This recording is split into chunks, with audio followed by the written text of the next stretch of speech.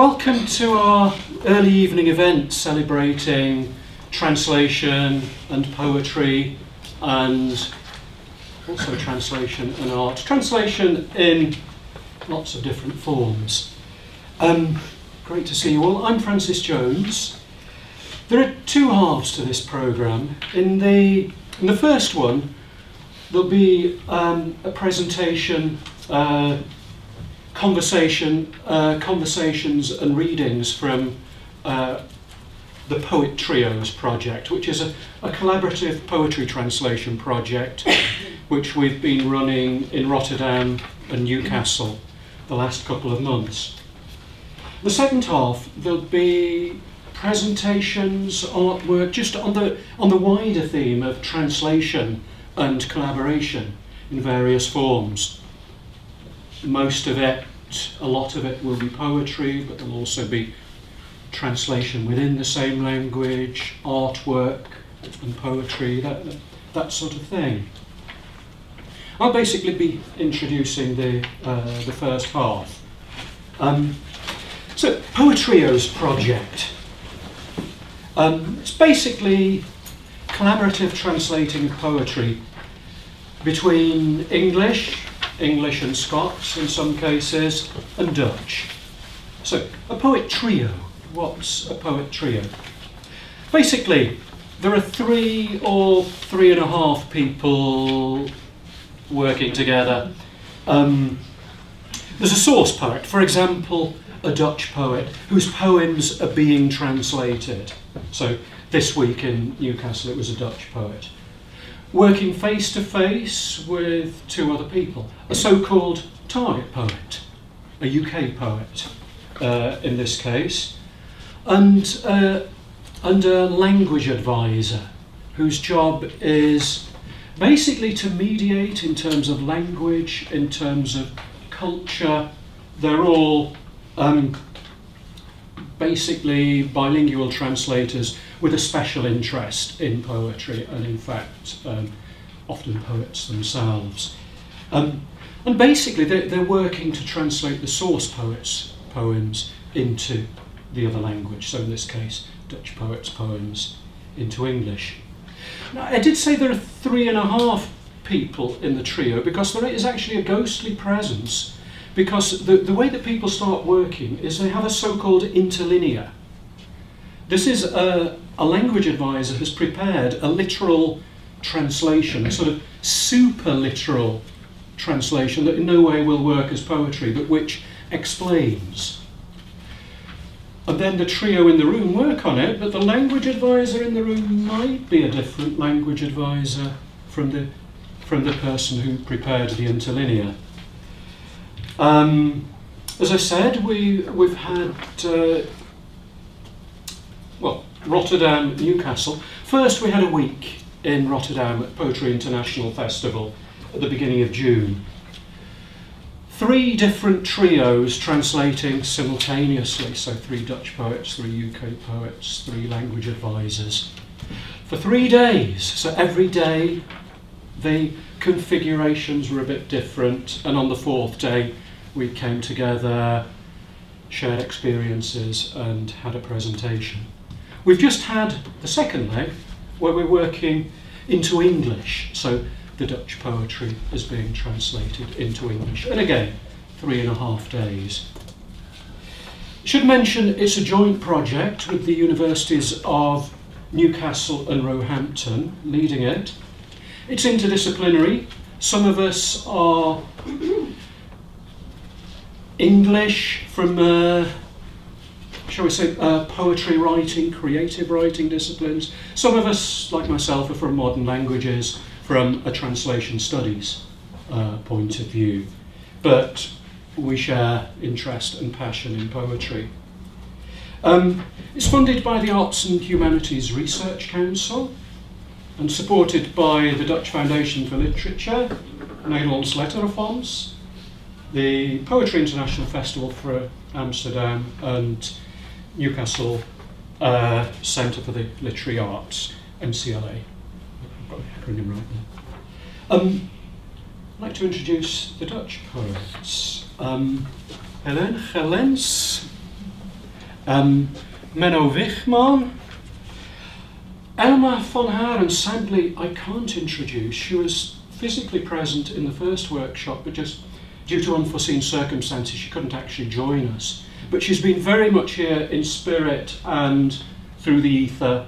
She's been Skyping in, she's been emailing, so she's been very much part of things. The British poets, Bill Herbert, Sean O'Brien, and Fiona Sampson. The language advisors, Karlien van den Beukel, Willem Groenewegen, hello, and Rosemary Mitchell-Schuitevoerder. So, two purposes of the Poettrio project. Firstly, we want to produce good translations of good poems and publicise them in readings, poetry journals, things like that. But it's also a research project, and there was actually a fourth person in each room, videoing the trios, and I'd actually like to introduce the research team.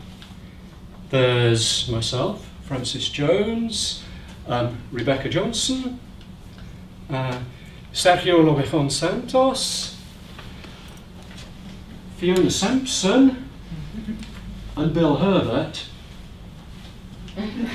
who are actually giving special insights because they're not only researchers, they're actually inside the trios, translating there. Purpose of the research side is to examine how do expert poetry translation trios work. It's never been researched. And I say expert because all of the people very definitely are expert in their fields. We're talking about very eminent, very exciting contemporary poets. And the language advisors, as I mentioned, expert Dutch-English translators with specialisms in poetry. So that's the Poettrio project. As I said, this first half will be interspersing readings with conversations with people taking part. So for the first set of readings, it will be Elma van Haren's poetry, two poems by Elma van Haren, who sadly isn't with us. So language advisor Willem Groenewegen will be reading Veilege and... Sorry? Is that a prompt? Yep. Yeah. And Sean O'Brien will be reading the translations.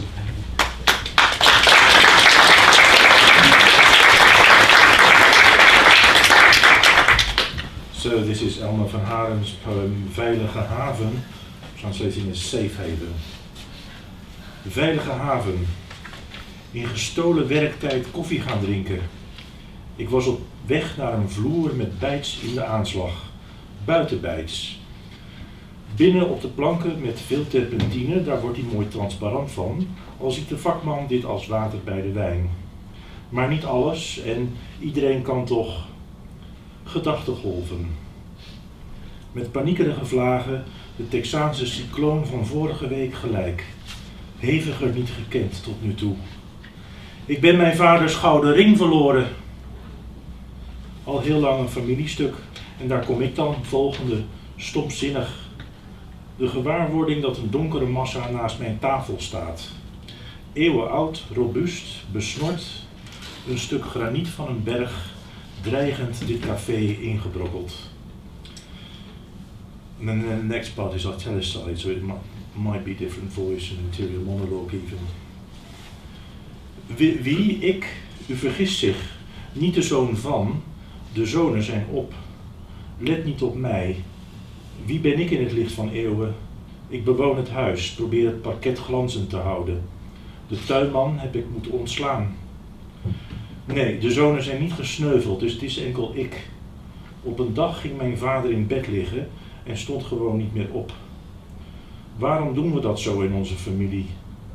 Neem toch plaats alstublieft. Ik moet zeggen, doe mij maar een ziekenhuis om in te sterven, waar het medeleven neutraal is en doodgaan en passant aan de hand is. En als het kan, iedereen onverstaanbaar buitenlands praat, op een betrokken maar afstandelijke toon. Beleefd, maar toch informeel. Iets opgewekts, echte verpleegsterstaal. And then we go back to the standard script. Misschien was mijn vinger gegleden. Misschien van mijn vinger gegleden, bij een wasbak neergelegd. Tijdens de afwas, onder de spiegel, op het nachtkastje, naast de computer. Portobello's volgesmolten kaas worden het doezelige licht ingedragen. Aan de tafel naast mij lunchen keurige mensen, brillen, gespen, handtassen. Sissela. Een mevrouw geeft het zout door. Giabonga.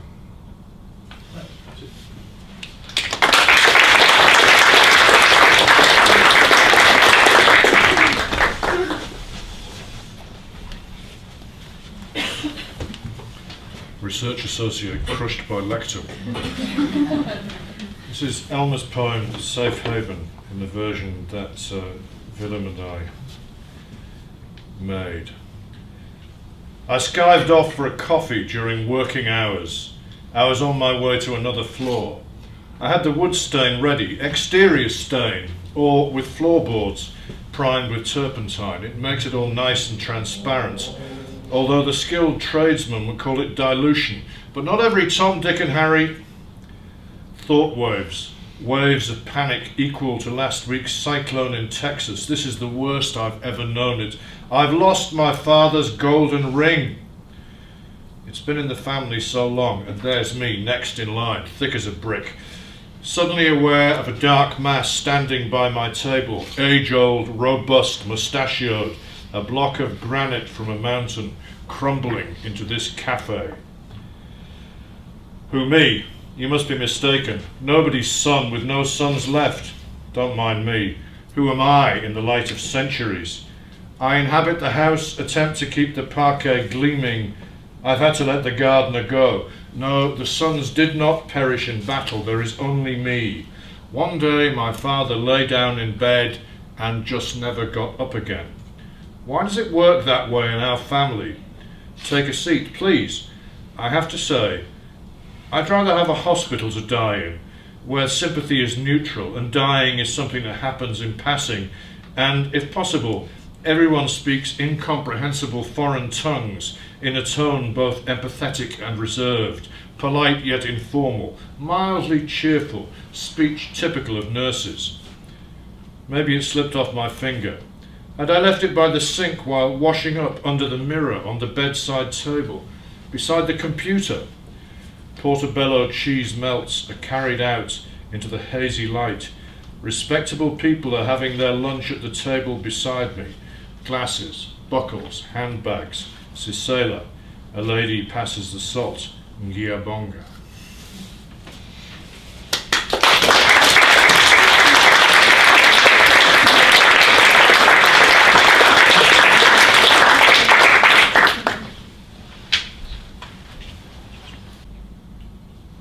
This is Rosemary's and my version of Elma van Haren's If Not This.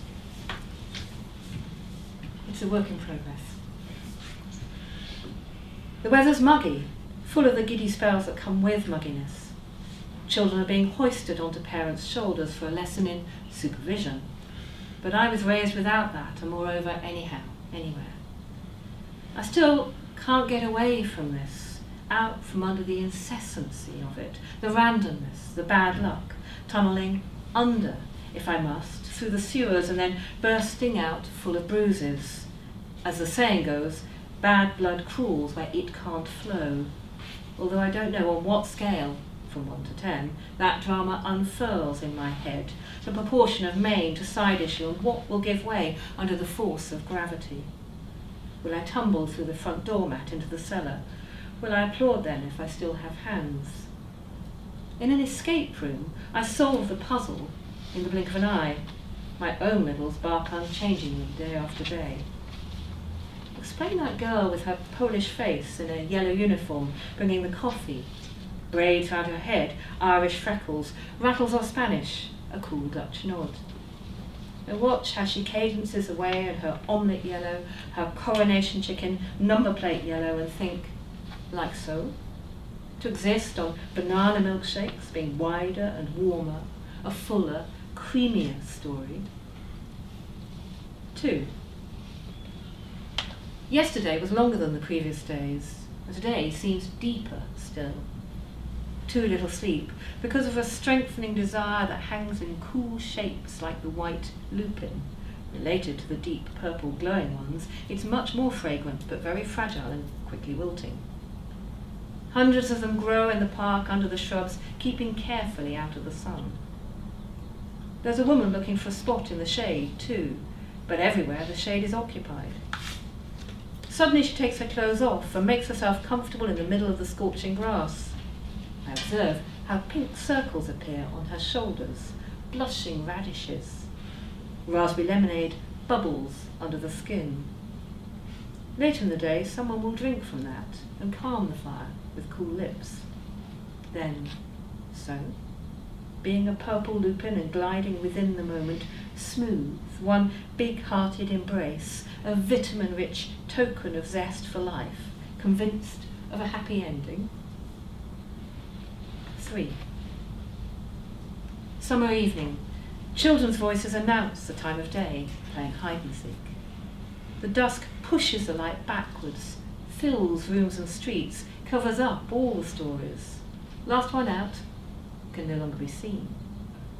At night, riddles become chasms, but I'm ready. See here, one for the dark, for peace of mind, for sweet dreams. A man died after his Labrador had licked his wounds clean. Out of love, the man thought. And that was true. So it was. Out of love, licked to death. So.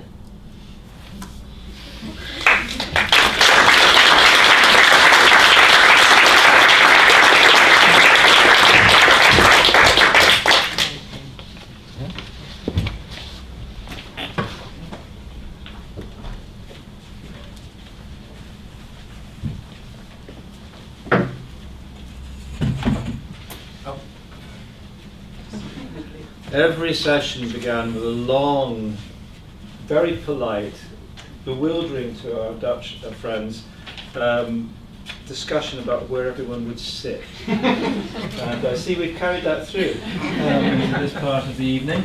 So this is Rosemary and Menno. I'm Bill Herbert, and we're just going to have a, says all that there. We're just going to have a very brief discussion about the poem that we worked on together, and this is just a hopefully a glimpse into our working method, the kind of issues and concerns that the different trios had and had to deal with in their different ways.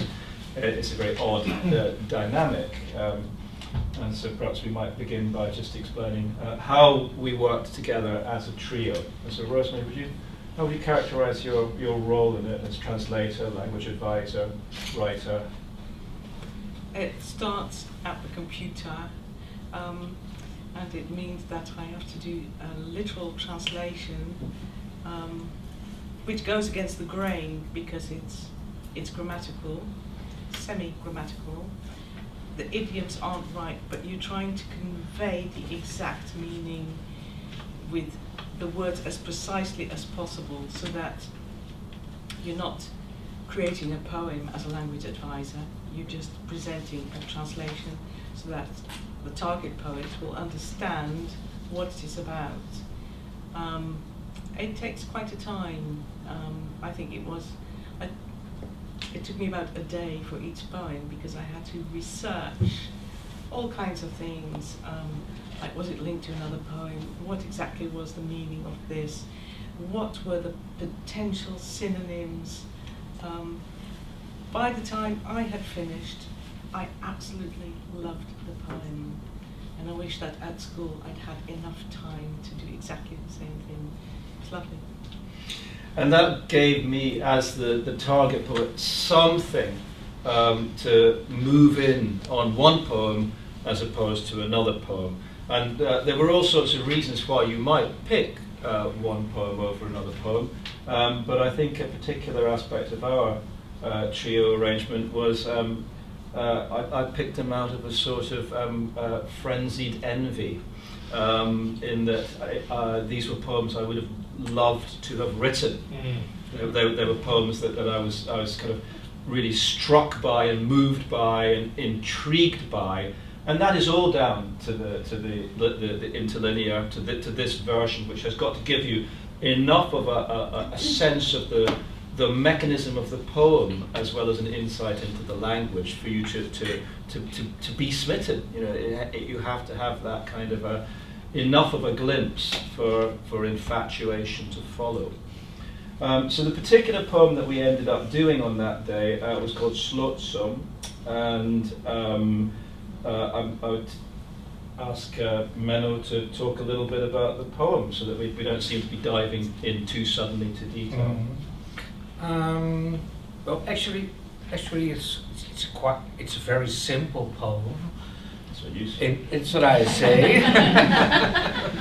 But as soon as we started with the translation, it wasn't that simple, of course. But to me, it was quite simple when I wrote this. I think I wrote this about 4 or 5 years ago, something. And it's all about just one thing. When a person or the poet or whoever goes down the street, he or she notices that that everybody is wanting his or her money. So that's the reason that I call this poem quite simple. However, when we started translating this poem, things weren't so simple, of course, and that's Well, he puts that mildly. yeah. There was, I suppose, when you're approaching a poem, you have to determine whether there is a strong formal pattern which you need to come to some negotiation with. And this was a powerfully, this poem was written in pentameter, and it was written in a very clean and clear pentameter, so there was a decision to be made at a formal level.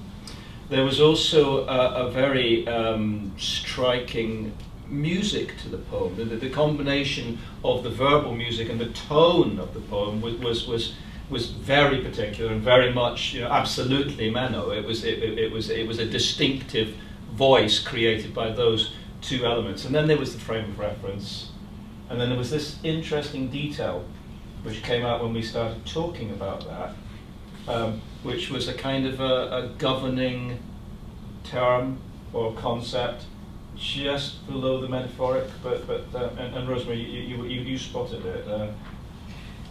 Yes, when we got to line 5 and we were looking at the line de ober, which is the waiter, rekent op een lege maag. I explained for Bill's benefit that rekent op is a prepositional verb. So op is a preposition, but it changes the meaning of rekenen. Rekenen would be to do sums. And this is where the quest started, because we then noticed that there were other forms of the same word. And it was very interesting when we were talking about it today, because we thought, well, let's have a look at this. And Menno, I asked Menno, I said, was this deliberate that you used this word twice but in a different form? And Menno, as a source poet, admitted that he wasn't. So subconsciously, it was right what he did. But never quite got it on me. You're quite sure about this? But in a later somewhere else in this poem, I use I wrote reken maar niet. So again, this word reken. How would you need? Don't count. Well, once again, it is doing sums, but here we translated it as. Right, we were thinking doing sums, don't count on it. Count would be possible, yeah. But it didn't fit into the sound, the rhythm. So Bill, then we really started. Well, Fiona calls it a synonym shower. It's Francis' term. Is it Francis' term? Yeah. It's a lovely term, and then somebody came up with, "Don't bank on it, bank money," and that was this lovely sort of, that's it. But I think that's an instance, but there is an underlying principle here, which is to do with the trio and the mode of the trio, which is that the more you go into a poem at this level, the more you begin to discover that the role of each party is, as Menno was saying, is something slightly beyond what you're consciously intending as a writer in the act of composition, or what you noticed in the production of an interlinear, or what you can know about a language as a target poet. Each of you is led into a place beyond or out of your comfort zone. And it's when the three of you get into that place beyond your comfort zone that maybe there the translation starts to click. Once all of you have come away from where you start out as writers, where you start out as professionals. And that to me is the great joy, the magic of the translation trio is when that something happens and then actually you begin to all be in the same frame. The translation process feels like you're simultaneously coming up with solutions, that you are as one arriving at possibilities. So that implies that it all goes splendidly all the time, which it didn't. We had a huge. We spent ages over the second main noun of the poem, the shamdol. Which first line, yes. First line, second word there, het shamdol, which. Well, how should we break this to the audience? How should we break this? It's very delicate. Right, I translated it as genital, and then Bill said, "Well, are there any other words?" And then we went through it, and then I said, "Well, it's a very Germanic word, and actually, I've never thought about it, but it means shaming part." And when I said that, Bill said, "Private part." So you see how this works. Sort of once is one thing, and then it triggers off thoughts, and that's how. And some of these will be the wrong thoughts, some will be the right, but you have to have this space in which it's possible to have the wrong thought in order to maybe include the right thought as part of it. And that involved a huge digression in which I basically read them the book of Genesis. They were edified by the experience. And then but we didn't find it, did we? We didn't find anything in the bloody book of Genesis. But it seemed to me that this was a biblical turn of phrase, possibly. It turned out it wasn't. But then right at the end of the poem, we did have exactly that, if we can get on the same page again, in temple gods. And Rosemary explained that this is, again, a Germanic genitive.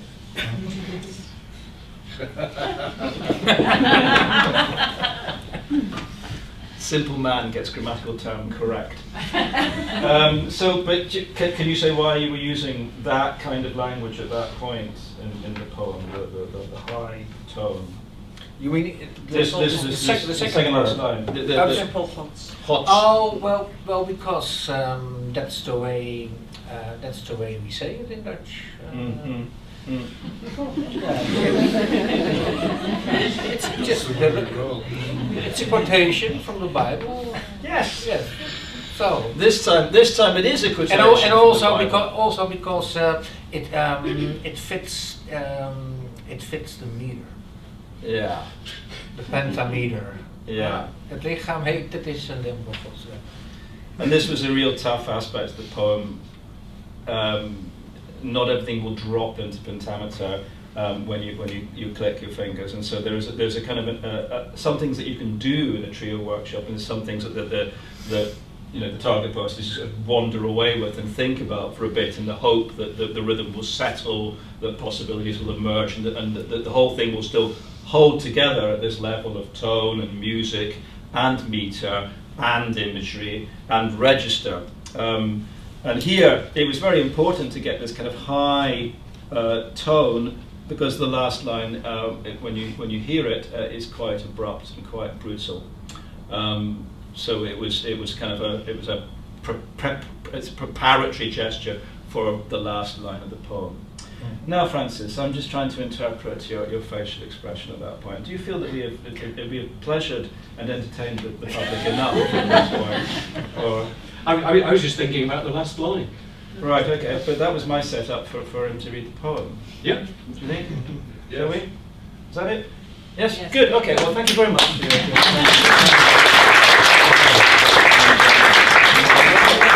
want me to read? Absolutely, if you would care to step toward the podium. Okay. You can sit there if you want. Whatever. So, in Dutch, Slotsom. De hemel, het schaamdeel, het graf, niet nu. Nu even niet. Mij gaat het om de straat. Hoe elke stap je tot een prooi verlaagt. De schoensmid hoopt dat je een zool verliest. De ober rekent op een lege maag.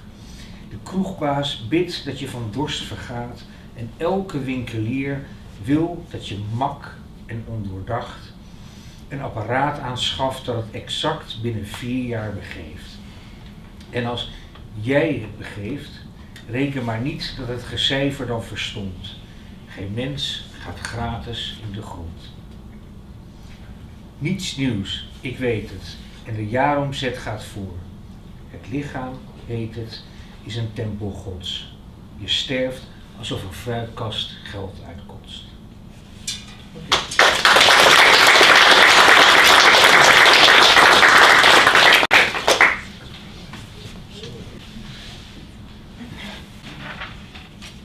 The poem is called Slotsom in Dutch, and in the translation that we finally settled upon for the title was Summary. Heaven, the private part, the grave. But not now. Not right now. What bothers me here is the street, how each step exposes you as prey. The cobbler's hoping that you'll lose a heel. The waiter counts on an empty stomach. The landlord wishes you would croak from thirst. Late revision. And each shopkeeper wants you, meek and mindless, to acquire another gadget which will pack up in precisely 4 years. And if it's you that packs it in, don't bank on all these calculators giving up. No one's grave gets dug for free. Not new, I know, when annual turnover trumps all. The body, of course, is the house of God. But you die like a fruit machine, spewing up cash.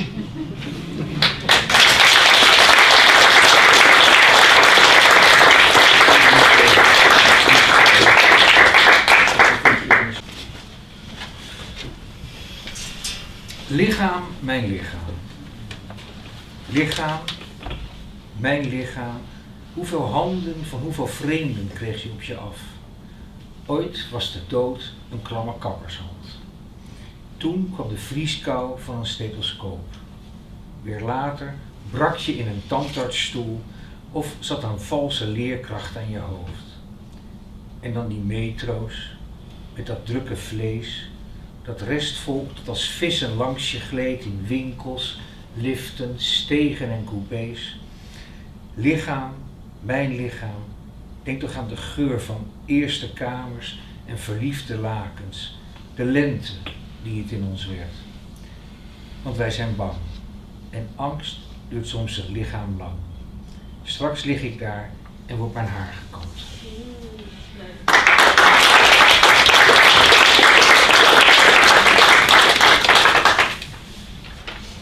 I really love this poem. The version that Menno and Karlien and I came up with is this. Body, my body. Body, my body, How many hands of how many strangers have had hold of you? Death was once a barber's clammy hand. Then came the arctic chill of the stethoscope. Still later, you broke in a dentist's chair, or a nasty teacher smacked your head. And then the metros with their teeming flesh and surplus crowds who glided past like fish in alleys and compartments, shops and lifts.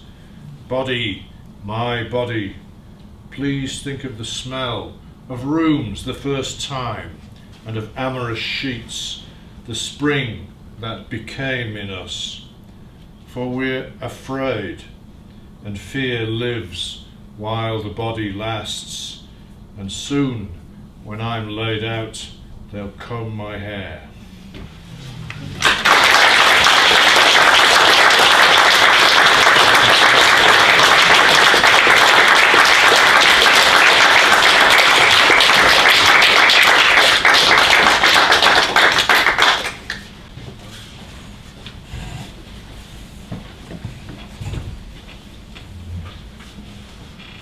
This is where I get to ask our key researchers a little bit about how it's been for them, which for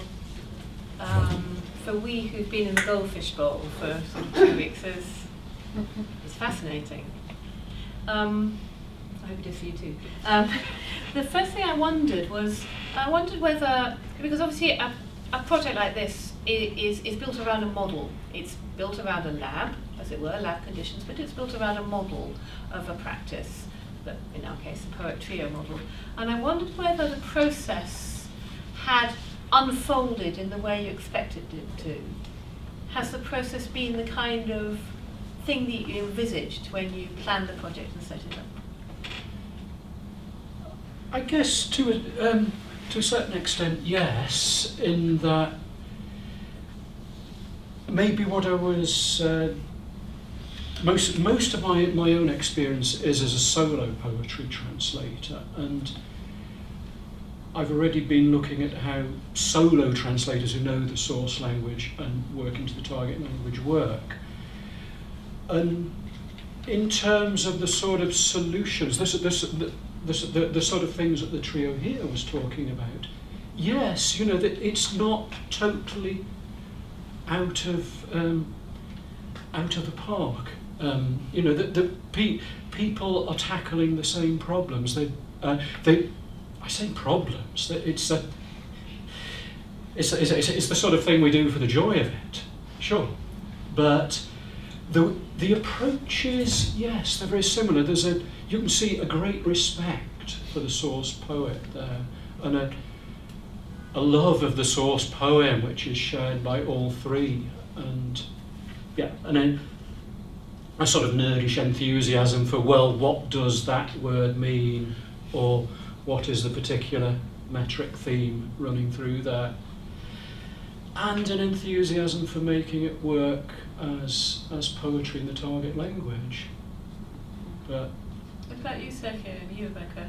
Have you sort of witnessed a lot of co-translation before, as opposed to translation? Never.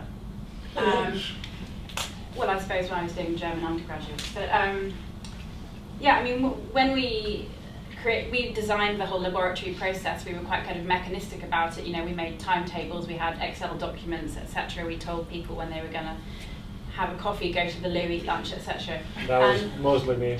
Sorry about that. And of course, bodies are not very disciplined, as the previous poem that we just heard sort of suggested. The teeming flesh of our target and source poets and language advisors rebelled against our attempts to keep them shut in the room. But also that physicality got showed in various ways. For example, Hélène, the target poet earlier on, got up and skipped around the room to demonstrate the kind of movement she wanted to convey through her words to help the target poet render it into English. Similarly, in Rotterdam, we had things where the city started coming into the room through the window. The unfamiliar sounds of the tram helped Bill come up with a solution for a verb. And so what we realised is that what appeared initially to be a highly sort of structured formal process became this embodied, messy, lively thing. People were exhausted, people were energetic, people were hungry, people zoned out, zoned in again, etc. But despite that, they produced a vast amount of work. I mean, we really felt like slave drivers by the end. Yes. And yeah, because everyone's been working like 14-hour days, pretty much. So yeah. Yeah, that's the thing that surprised me the most. The fact that people were so productive, extremely so. We didn't give them, well, in a way, the only deadlines they had to do with their presentations, both in Rotterdam and here in Newcastle. So they knew that they have to come up with something. But we didn't set up a quota, which would be quite difficult to do in any case. But everything worked out really, really well. People were quite determined to not only produce a lot of translated poems, but also really good quality ones.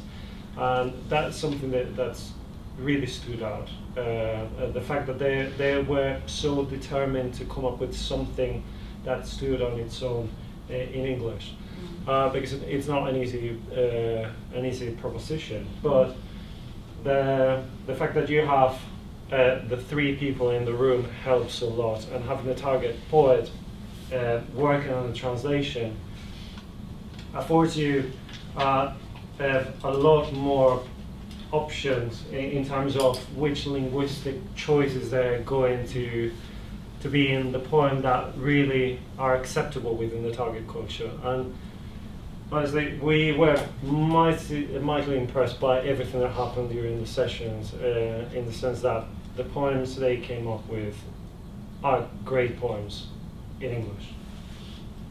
Well, thank you for that.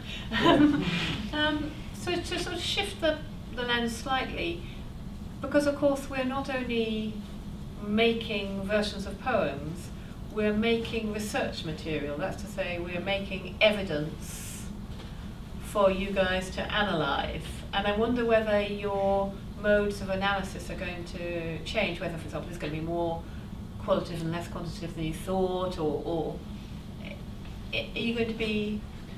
Yeah, I mean, I think whilst there is a vast amount of quantitative data that we produce from the transcriptions that we'll be coding and analysing and breaking down, I think what we didn't anticipate is how much sort of out of frame qualitative and methodological data we'd be gathering just through what I kind of mentioned in the first question, is that people don't do what you want them to do necessarily, or they do it differently to how you think they're going to do it, and it, you know, the routes that they use to get there aren't what you necessarily imagine, and the things that impact that are very embodied, emotional. Also, this whole thing that often would happen is the sort of durational element to the translation, where time would have to pass to arrive at a solution. It wouldn't necessarily arrive just because you're trying and you're looking up and you're using dictionaries.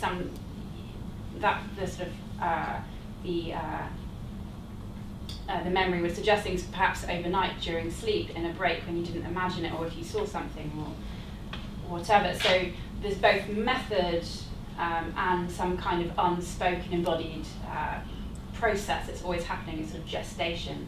And I suppose that is going to also become into the frame. It is going to be part of the frame, I suppose, of our scrutiny. And we're extremely fortunate because not only do we have that contextual information about the translation process, we have lots of information about translation as a process itself, and we have the products. So that's a lot of information we can analyze. And at the same time, we have the interlinears, which are another text that we can analyze. So there's so much information that I don't think we will have time to cover everything. But I'm really fortunate, and I feel that we're very fortunate to have so much data, and as you know, I love data.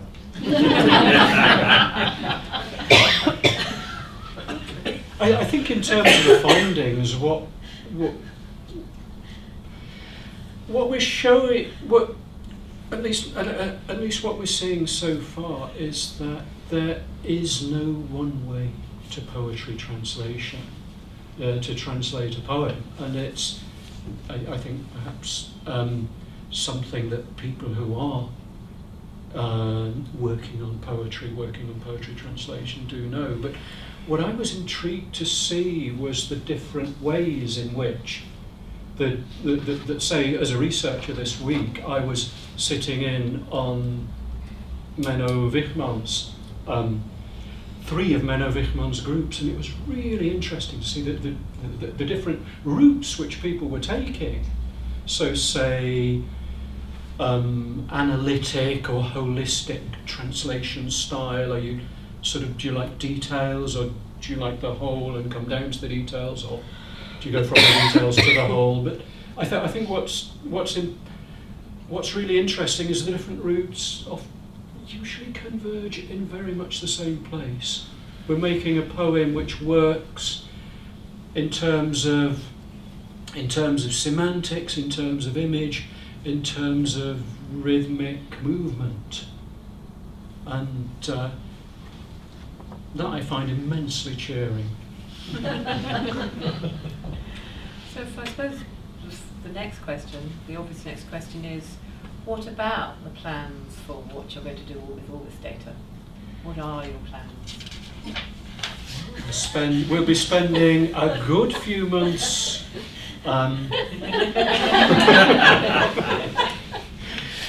going through transcripts. We've got genius transcribers who are transcribing Dutch and English and giving us margin translations in the margin of the Dutch. Would be coding and counting, but also just seeing the stories, seeing the shapes. And yes, we've got plans to publish the poems in poetry journals, and in the Netherlands, in the UK.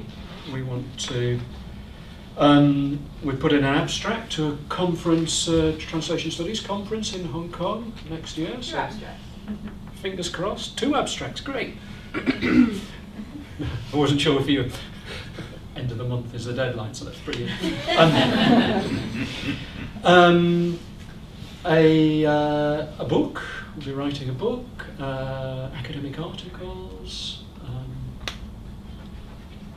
articles in Translators Journals. We'll be having a big event in Roehampton next year as well with more Yeah. performances, which will be TBC. Yes. Want to add anything? Yes, we'll be sharing more about this on the website as well, including many of the wonderful contributions that you'll see here in the second half, but also work that's we've produced for this event, include some of which you've just seen, some of which you're about to see, and including the video of this evening, so you'll be able to re-watch, re-hear, etc. Sophia, do you want to add anything? Rubbing your hands in me. No, I'm just generally very excited about the project. I was very fortunate to join it.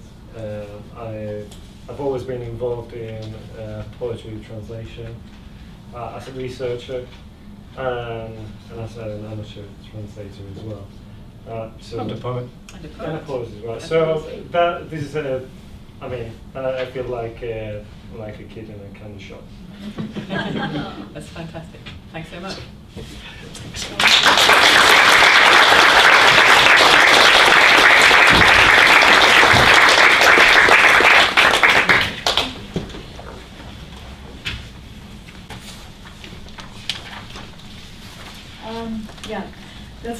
We forgot to translate the title. It's a series of poems, so that's maybe why we forgot to translate the title.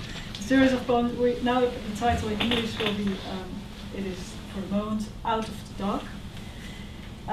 It's a series of 6 poems, and we translated the first one and the 5th one. It's Penultimate. Yeah, thank you. I can't remember this word. And there are 2 voices. The one is in italics and the other normal. And actually the series is rather structured, so it's a bit strange just to see the first and the 5th, but it's like this. The italics will get into the other part, the other text. Vanuit het donker. Hela verleden licht, hela tegenwoordig licht, hela verloren licht, vergeten licht, verleden bureaulamplicht, koelkastlicht, ganglicht, tegenwoordig neonlicht, hemelgloed, strooilicht, heel wat vergeten licht, maar geen lichtvergetelheid. Iedereen leeft hier op licht. Op zonnige dagen steken er voeten en hoofden uit huizen, marcheren glunderbataljons door de straten, rollen piano's en bassen de parken in. Mijn hals reikt al op de donkerste ochtend naar daglicht, mijn stuurstof. Hier zo, hier. Waar ik ook woon, waar ik ook werk, naast mij hak ik een lichtbak.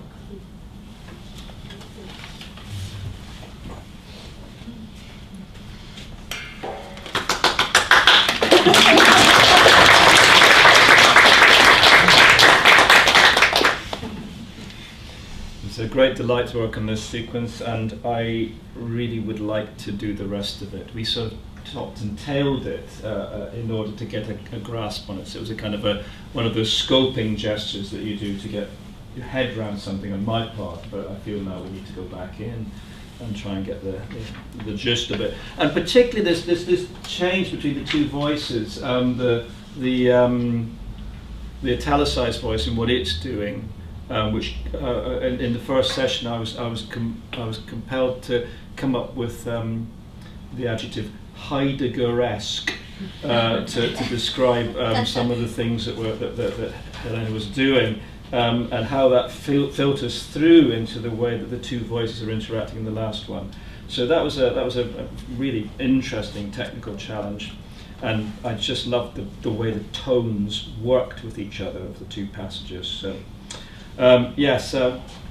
She came up to me just 10 minutes before we started and said, we forgot to translate the title. Out of the Dark is the working title. Hey there, past light. Hey there, present light. Hey there, lost light. Hey, forgotten light. Past, desk lamp light. Fridge light, light. Hall light, light. Present, neon light, light. Scattered, sky glow, light. Lots of forgotten lights, but not light forgetfulness. Everyone here lives on light. On sunny days, feet and heads stick out of houses.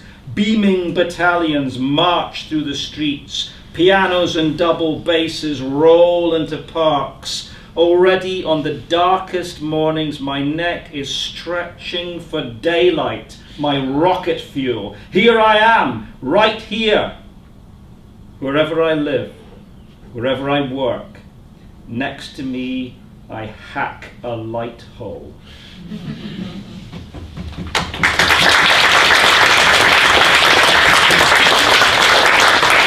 Last line unchanged from Willem's fantastic literal on this, that the hack the light hole is just perfect.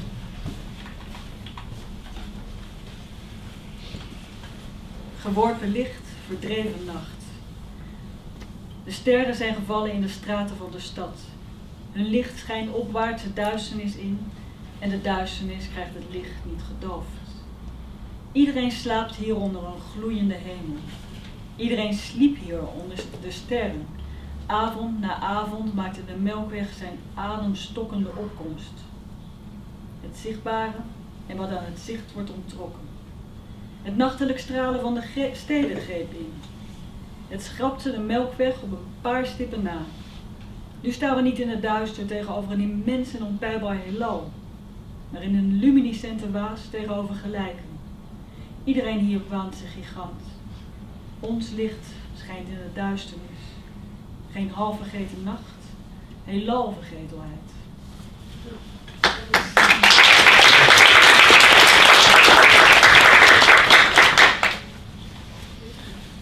I can't tell you how long that last word took us.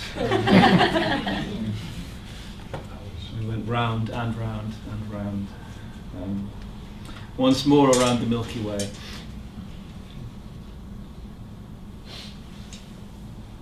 Light being thrown, night driven out. The stars have fallen into the streets of the city.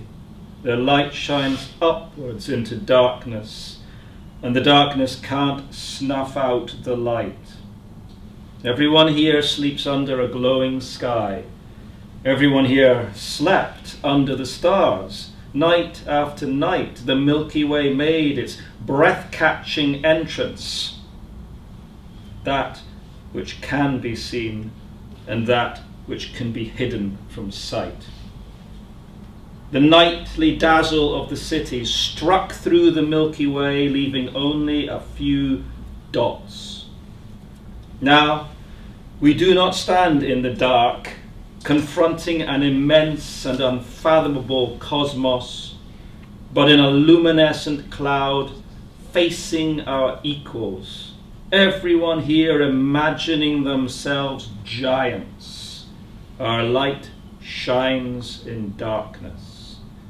No half-forgotten night, all forgettingness.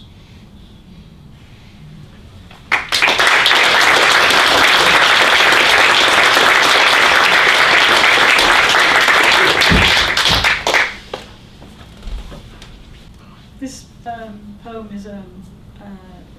has two parts. It's about running. The first part is the ideal of running, how you want it to feel, like how you want it to feel.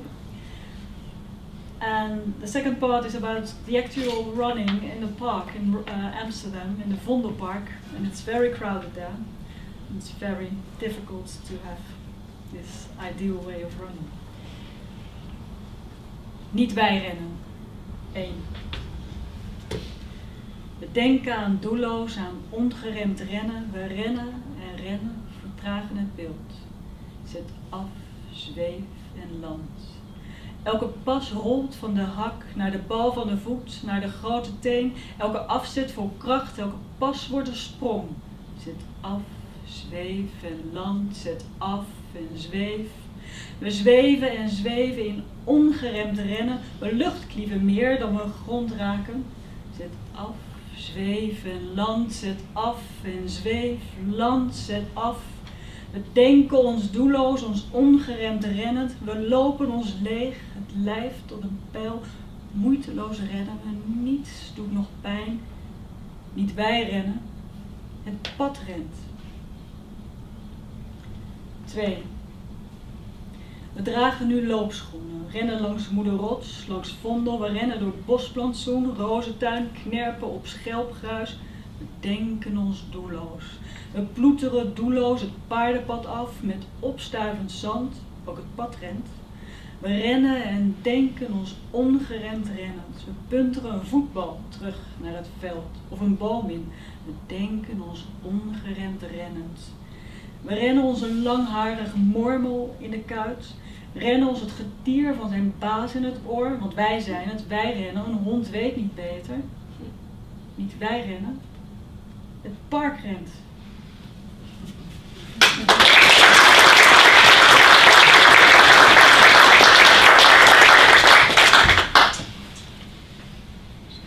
I love this poem.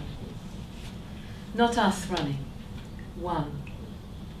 We're thinking of goalless, of free flow running. We're running and running, slowing the image down.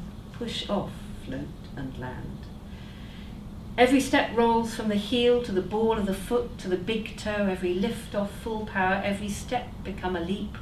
Push off, float and land. Push off and float. We're floating and floating in free flow running. We're air slicing more than meeting the ground. Push off, float and land. Push off and float, land. Push off. We're thinking ourselves into goalless, into free flow running. We run ourselves empty, the body into an arrow run effortlessly. Nothing hurts anymore. Not us running, the path runs. 2.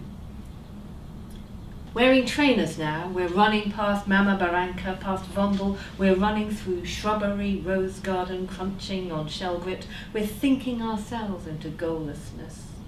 We're plodding without a goal down the bridle path, with sand flying up the path runs too.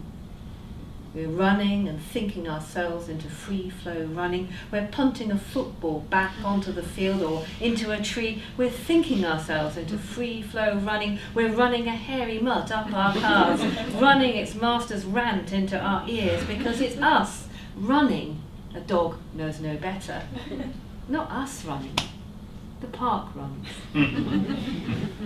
I should say that the language advisor on this poem was Karlien. Yeah.